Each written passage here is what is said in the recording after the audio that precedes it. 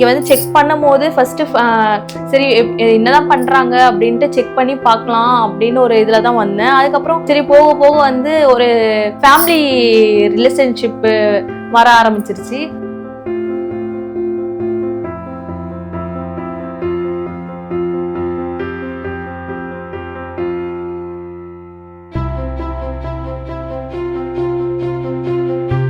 அவள் நல்ல பெஸ்ட் கிளினிக்கா இருக்கு அப்படின்னு சொல்லிட்டு நான் இங்கேயே கண்டினியூ பண்றேன்.